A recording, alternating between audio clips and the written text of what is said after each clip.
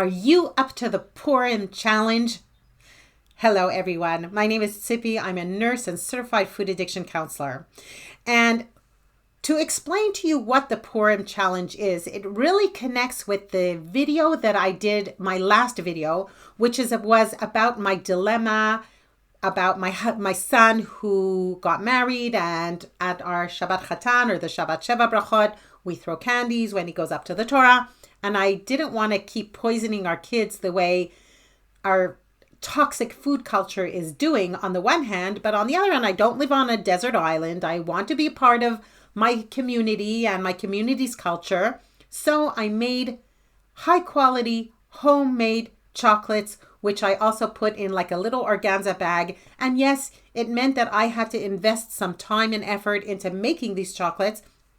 But on the other hand, I felt that this was true to my truth about that we really, really need to stop poisoning our kids with these copious amounts of sweets and junk that they're getting, because don't forget that goes on top of all the added sugar that is in regular food today, and especially kids' foods, which they're eating more than ever today. So what is the Purim challenge? Well, Purim's coming up, and now we have another dilemma. What about Mishloach Manot, right? Shaloch manos. What do we do then? So my challenge to you is, I'm not going to tell you put just cucumbers in your shaloch manos and some soda water. Obviously, that's not going to fly. But let's be pragmatic on the one hand, but do better on the other hand. My team and I make a huge effort to consistently put out high quality videos to help you on your way to health. If you're getting value from these, you can help us reach more people by liking, sharing, and commenting on this video. Thank you. I'm going to challenge you, instead of filling up your shaloch manos, your Mishloach Manot, with cakes and candies and all those, those little chewy candies and Doritos and all that stuff, like for the kids that people usually put in, and tons of junk food. Instead of that, put in less. Maybe, if you want to put in a cake, I would say make it homemade.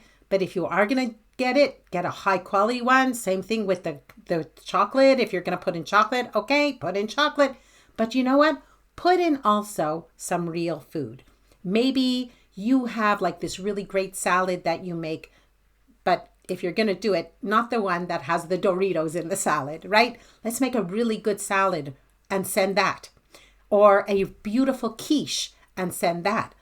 A pot of soup, maybe send that.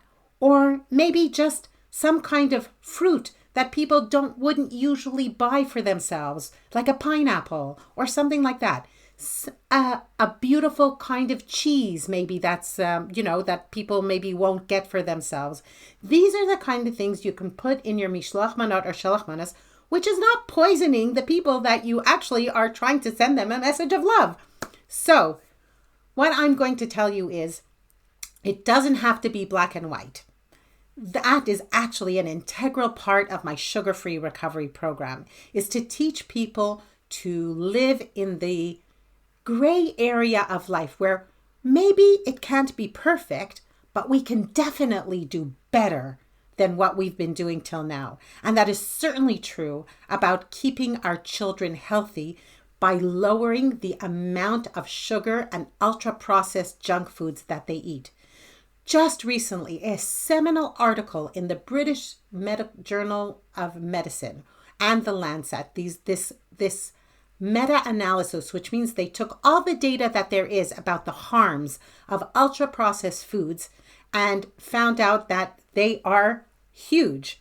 Like, they took all the data that exists and said, where are ultra-processed foods the most harmful? And it came out that they are really, really toxic for us. I will be making a separate video on that, so you're going to want to follow my videos. But before that, I'm also going to give you the After Purim challenge, which you're just going to have to be curious and wait for in my next video. Of course, if you're not Jewish and you don't celebrate Purim, this can go for Halloween, for Christmas, for Thanksgiving, for any holiday where there is this culture of giving each other food packages. Well, you can do it. Just give some real food in your food package. Believe me, your friends and family will thank you for that. So, even though we are in very complicated times, it is important to be happy on Purim. And one of the other things that medical research has shown is that when we eat well and real food, it makes us happier. So have a happy Purim, and I'll see you in our next video. Bye-bye.